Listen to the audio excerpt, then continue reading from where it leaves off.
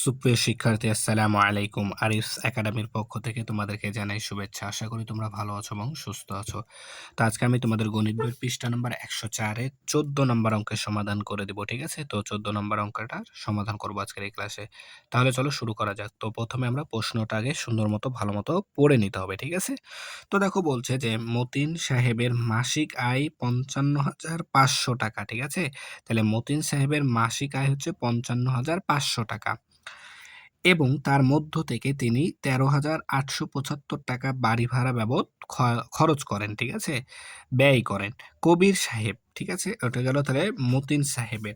এখন বলছে কি কবির সাহেবের মাসিক আয় ৪৮,০০০ টাকা। তিনি বাড়ি ভাড়া বাবদ ১৪,৪০০ টাকা ব্যয় করেন, ঠিক আছে? তাহলে কবির সাহেবের মাসিক আয় ৪৮,০০০ টাকা, সেখান থেকে তিনি আবার বাড়ি ভাড়া খরচ করেন হচ্ছে ১৪,৪০০ টাকা। ক নাম্বার দেখো বলছে তাদের প্রত্যেকের আয়ের উপর বাড়ি ভাড়া বাবদ ব্যয় শতকরায় প্রকাশ করি, ঠিক আছে?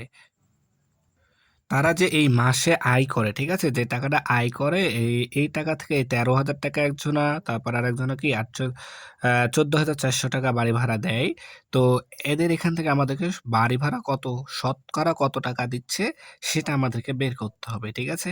তাহলে চলো শুরু করি। তো ক নাম্বারটা দেখো। তো প্রথমে আমাদের আচ্ছা ক নাম্বার, তাই না? তো ক নাম্বার প্রথমে আমাদেরকে কি করতে হবে তাহলে? যেহেতু এখানে দুজনের আছে, ঠিক আছে? কবির সাহেব আর মতিন সাহেব, ঠিক আছে? তো প্রত্যেকের আলাদা, আলাদা করে বের করতে হবে। তো প্রথমে আমরা মতিন সাহেবের ক্ষেত্রে বের করব, ঠিক আছে? তাহলে প্রথমে মতিন সাহেবের সাহেবের ক্ষেত্রে, ঠিক আছে? মতিন সাহেবের ক্ষেত্রে। তো দেখো তাহলে মতিন সাহেবের মাসিক আয় হচ্ছে ৫৫,৫০০ টাকা। তার মধ্যে থেকে ১৩,৮৭৫ টাকা বাড়ি ভাড়া দেন। তাহলে আমরা লিখতে পারি যে ৫৫,৫০০ টাকায় বাড়ি ভাড়া দেন, ঠিক আছে? বাড়ি ভাড়া দেন কত? ১৩,৮৭৫ টাকা। ১৩,৮৭৫ টাকা। তাহলে ৳১ বাড়ি ভাড়া দেন। তাহলে এটা সবসময় উপরে থাকবে ১৩,৮৭৫, আর এখানকারটা নিচে চলে আসবে। তাহলে ৫৫,৫০০ টাকা। ঠিক আছে? ৫৫,৫০০। তাহলে এখন আমাদের যেহেতু বলেছে কি শতকরায় প্রকাশ করতে, তাহলে শতকরা মানে ১০০। তাহলে আমরা এখানে লিখব অতএব ১০০ টাকায় বাড়ি ভাড়া দেন। তাহলে ১০০ টা কি হয়ে যাবে আমাদের? গুণ হয়ে যাবে, তাই না? তাহলে ১৩,৮৭৫ এর সাথে ১০০ গুণ হয়ে যাবে। ভাগ ৫৫,৫০০ টাকা। ৫৫,৫০০ টাকা। তো দেখো এখানে নিচে ২ টা শূন্য আছে, এখানে আমরা উপরে ২ টা শূন্য কেটে দিলাম, ঠিক আছে? তাহলে কেটে গেল। এখন তাহলে ১৩,৮৭৫ কে ৫৫৫ দ্বারা আমাদের ভাগ করতে হবে, ঠিক আছে? তাহলে যদি এটাকে আমরা ভাগ করি তাহলে দেখো, এখানে আমরা ভাগ করি তাহলে ১৩,৮৭৫ ভাগ ৫৫৫। ঠিক আছে? তাহলে কয়বার যাবে? এখানে ৩ টা সংখ্যা, তাহলে এখানেও ৩ টা সংখ্যা নিতে হবে। তাহলে ১৩৮৭। তাহলে আমাদের যদি ২ বার নিই, ঠিক আছে? তাহলে ৫৫৫ কে ২ বার দ্বারা গুণ করলে ১০ শূন্য ১০, ৫ দুগুণ ১০, ১১ ১ হাতে থাকে ১, ৫ গুণ ১০ আর একে ১১। তাহলে ১১১০, তার মানে ২ বার নিতে পারবো। তাহলে ১১১০। তাহলে বিয়োগ করো ৭, ৮ থেকে ১ বাদ দিলে ৭, ৩ থেকে ১ বাদ দিলে ২। এরপরে আমাদের এই ৫ টা এখানে চলে আসবে।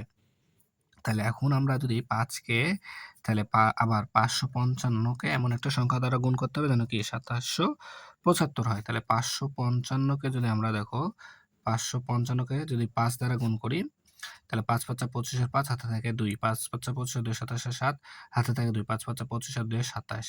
তাহলে ৫ তাহলে ৫ ৬ ২৭৭৫ অর্থাৎ ২৫%, ঠিক আছে? তাহলে ৳২৫ ৳২৫ বা ২৫%, ঠিক আছে? ২৫%, অর্থাৎ তাহলে আমাদের শতকরা আসলো কত? ২৫%, ঠিক আছে? তাহলে মতিন সাহেব তার মাসিক আয়ের ২৫% কি বাড়ি ভাড়ায় ব্যয় করেন, ঠিক আছে? ২৫% বাড়ি ভাড়ায় ব্যয় করেন। অর্থাৎ ৳১০০ ৳২৫ তাকে বাড়ি ভাড়া দিতে হয়, ঠিক আছে? তাহলে এখন আমরা বের করব কবির সাহেবের ক্ষেত্রে, ঠিক আছে? তাহলে আমরা প্রথমে এখানে লিখে নিই যে আচ্ছা এখানে আবার লিখে দিই, ঠিক আছে? আবার কবির সাহেবের ক্ষেত্রে, কবির সাহেবের ক্ষেত্রে, তাহলে কবির সাহেবের ক্ষেত্রে তাহলে তার মাসিক আয় কত? তার মাসিক আয় হচ্ছে ৪৮,০০০ টাকা। তাহলে তিনি ৪৮,০০০ টাকায় বাড়ি ভাড়া দেন। বাড়ি ভাড়া দেন কত টাকা? ১৪,৪০০ টাকা বাড়ি ভাড়া দেন। এই যে দেখো ১৪,৪০০ টাকা। তাহলে ১৪,৪০০ টাকা এটা হচ্ছে বাড়ি ভাড়া দেন। ঠিক আছে? ৪৮,০০০ টাকায়। তাহলে আমরা লিখবো এখন ১ টাকায় বাড়ি ভাড়া দেন। তাহলে সবসময় এটা এখানে যে থাকবে উপরে থাকবে। তাহলে ১৪,৪০০ আর এটা নিচে চলে আসবে। তাহলে এখানে আছে ৪৮,০০০ টাকা। তাহলে এখন আমাদের যেহেতু বলেছে কি শতকরাই বের করতে হবে, তাহলে শতকরা মানে কি ১০০। তাহলে অতএব ১০০ টাকায় বাড়ি ভাড়া দেন। তাহলে এটা কি এটার সাথে গুণ হয়ে যাবে উপরেরটার সাথে। তাহলে ১০০ গুণ ১৪,৪০০ ভাগ ৪৮,০০০। ঠিক আছে? তাহলে দেখো উপরে এখানে নিচে আছে আমাদের ৩টা শূন্য। তাহলে উপরেও ৩টা শূন্য কাটতে হবে, তাই না? তাহলে এখানে ২টা কাটলাম, এখানে ১টা কাটলাম। ঠিক আছে?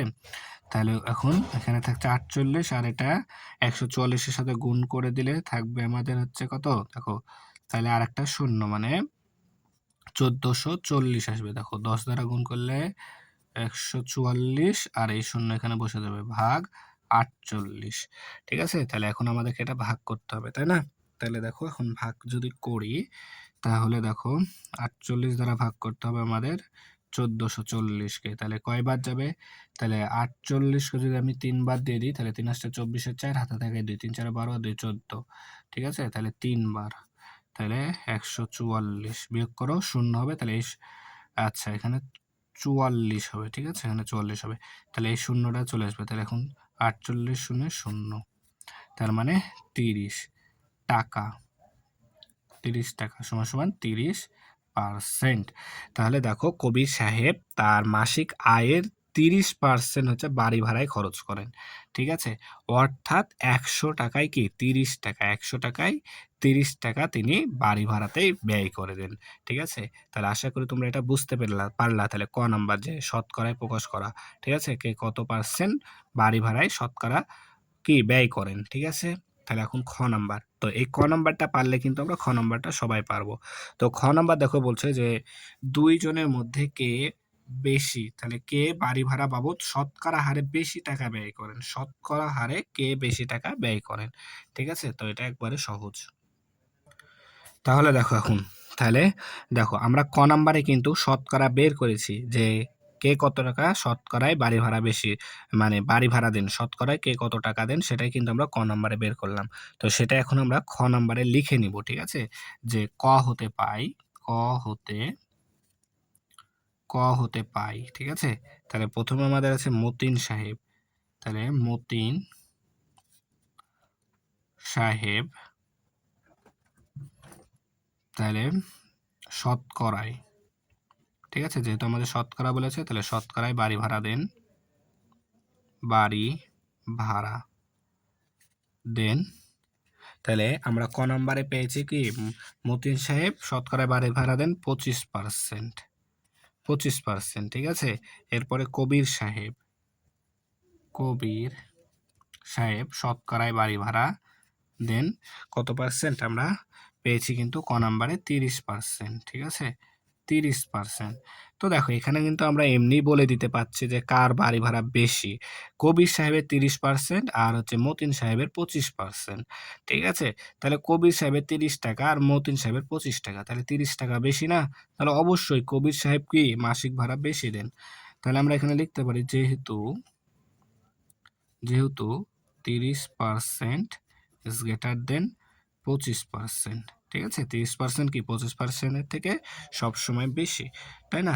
30% বেশি 25% এর থেকে। তাই সুতরাং সুতরাং সুতরাং ২ জনের মধ্যে ২ জনের মধ্যে ২ জনের মধ্যে তাহলে কে কবির সাহেব 30% কার কবির সাহেবের।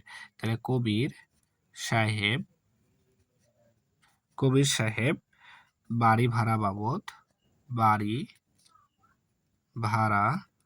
বাবদ শতকরা হারে বেশি ব্যয় করেন।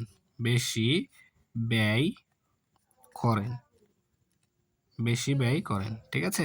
তাহলে আশা করি বুঝতে পেরেছো। এটুকুই উত্তর। ঠিক আছে? ক নম্বরটা পারলে আমরা খ নম্বরটা পেরে যাব। ঠিক আছে? তাহলে আশা করি অঙ্কটা বুঝতে পেরেছো। তাহলে আজকে এই পর্যন্তই। ভিডিওটি ভালো লাগলে অবশ্যই লাইক, কমেন্ট, শেয়ার করতে ভুলবে না এবং পরবর্তী ভিডিও সবার আগে পেতে আমাদের চ্যানেলটি সাবস্ক্রাইব করে রাখো। আল্লাহ হাফেজ। আসসালামু আলাইকুম ওয়া রাহমাতুল্লাহ।